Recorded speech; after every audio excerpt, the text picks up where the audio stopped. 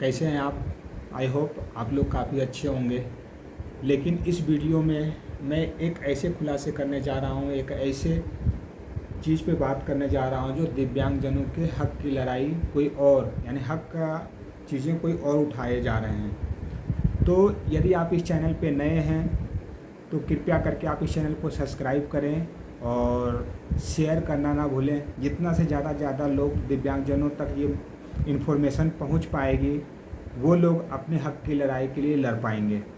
क्योंकि आज के टाइम में हमें देखने को मिल रहा है कि जितनी भी आज के टाइम में भर्तियां हो रही है और बहुत सारी जगह आपने देखा होगा कि दिव्यांगजनों का जो अधिकार है, जो उनको कैटेगरी मिली है, जो उनका होना चाहिए, दिव्यांगजनों का होना चाहिए, उसका फ़ायदा कोई और यानी जनरल यानी जो दिव्यांग नहीं है वो उसका डायरेक्टली फ़ायदा उठा पा रहे हैं। क्योंकि वो लोग इस फर्जी सर्टिफिकेट को बना के इसका फ़ायदा कर रहे हैं। इससे ये चीज़ें हो रही है, इसका बहुत सारा दुरुपयोग हो रहा है, जिससे हमें कानूनी और आर्थिक लाभ से वंचित होना पड़ रहा है। क्योंकि जो दिव्यांगों के लिए जैसे नौकरी में आरक्षण हो गया, जो आर्थिक लाभ हो गया, जो दिव्यांगों को मिलना चाहिए वो दिव्यांगों को नहीं मिल के उसका हक़ कोई और उठाया जा रहा है। दूसरी चीज़ मैं बात करूं, जब फर्जी प्रमाण पत्र का इस्तेमाल होता है तो दिव्यांगजनों की जो सहायता सुविधाएं मिलनी चाहिए वो नहीं मिल पाती है, वो किसी और को मिलती है, जिससे कि इससे दिव्यांग लोग पूरी तरीक़ा से वंचित होते हैं। इसके अलावा दिव्यांगजनों को सामाजिक बदनामी का भी सामना करना पड़ता है। क्यों? क्योंकि जो फर्जी सर्टिफिकेट बना के इसका उपयोग करके जो दिव्यांगजनों का अधिकार और सम्मान की बातें होती है वो किसी और उसका उपयोग कर लेता है, और जो जिससे ये चीज़ें मिलनी चाहिए उसे ना मिल के किसी और को मिलता है, तो इससे दिव्यांगजनों का सामाजिक बदनामी भी होती है।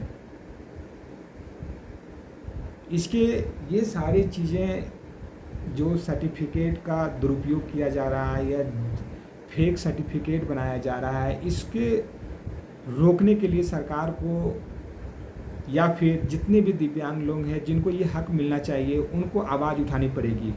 क्योंकि उनको खुद ये लड़ाई लड़नी पड़ेगी, खुद उनके जो ज़रूरती का चीज़ें हैं उनको खुद मांगना पड़ेगा। और ये तभी संभव है जब हम लोग साथ आके एक आवाज़ बने।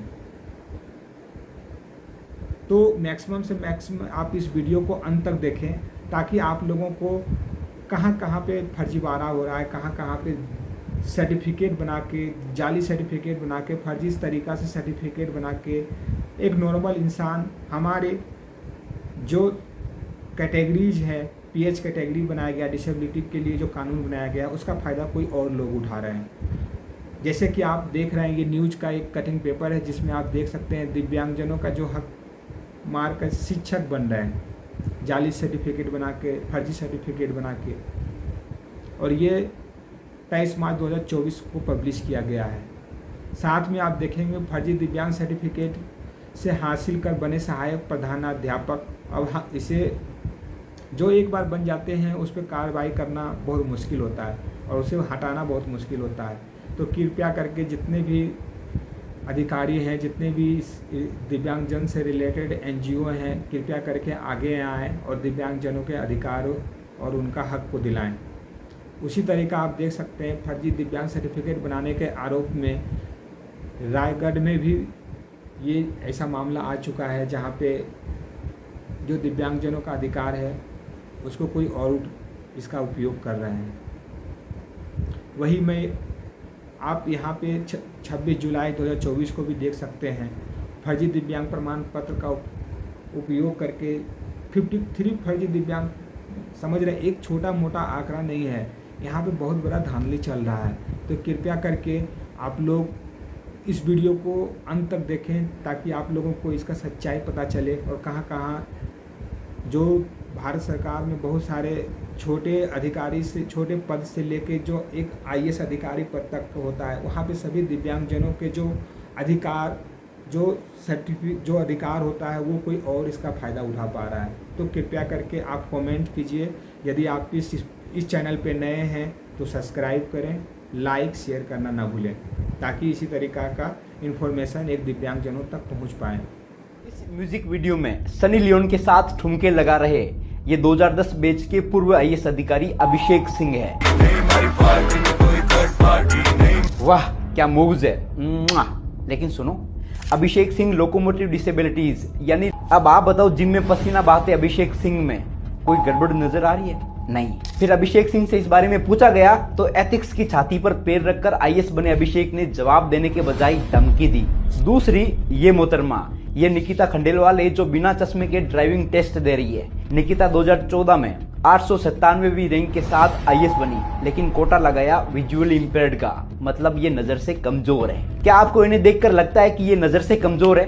नहीं। फिर ये यूपीसी है जनाब, यहाँ ऐसे ही कई सालों से अंधे पीस रहे। रुको जरा, सबर करो, बोला धक्का मुक्की। फेक सर्टिफिकेट मामले पर आईएएस पूजा खेड़कर के पिता की पहली प्रतिक्रिया, कुछ भी गैर कानूनी नहीं। विवादों में आई आईएएस पूजा खेड़कर के मामले में उनके पिता ने अपनी पहली प्रतिक्रिया दे दी। दिलीप खेड़कर ने फर्जी दिव्यांगता और ओबीसी सर्टिफिकेट पर बयान दिया है।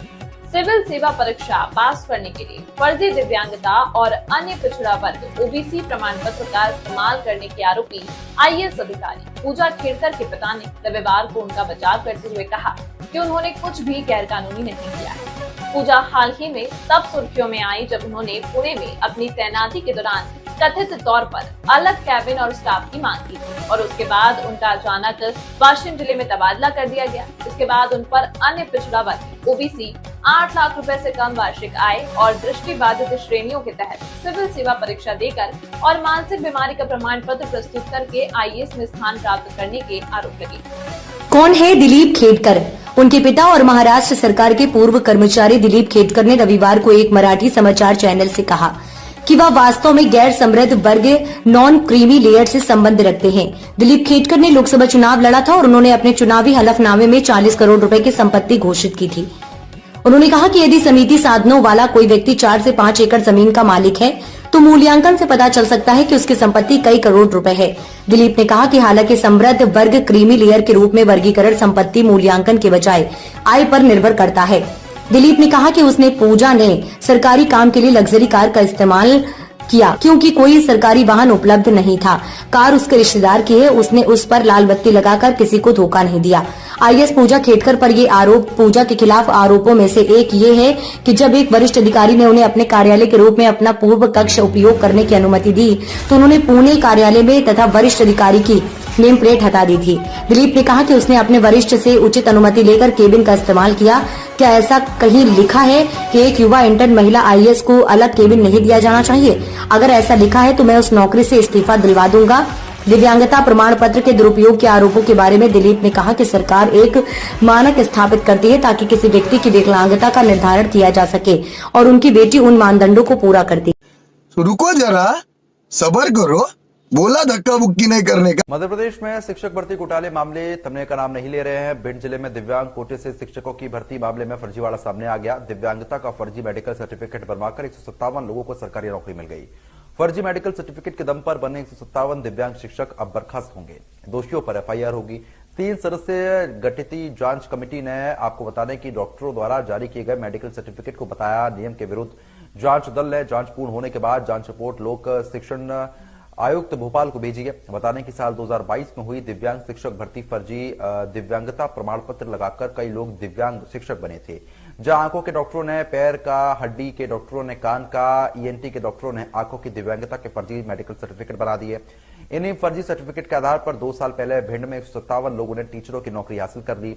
वहीं इस पूरे मामले में जिम्मेदार अधिकारी कुछ भी कहने से बच रहे हैं। कलेक्टर, जांच कमेटी के सदस्य समेत शिक्षा और स्वास्थ्य विभाग के अधिकारियों ने चुप्पी साधी है। जिला अस्पताल के वर्तमान civil surgeon doctor R K. Mishra ने पूरे मामले पर अभिज्ञता जताई है।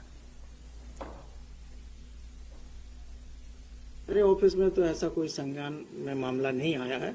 आप लोगों के द्वारा हमें बताया जा रहा है कि ऐसे सर्टिफिकेट बनाए गए हैं।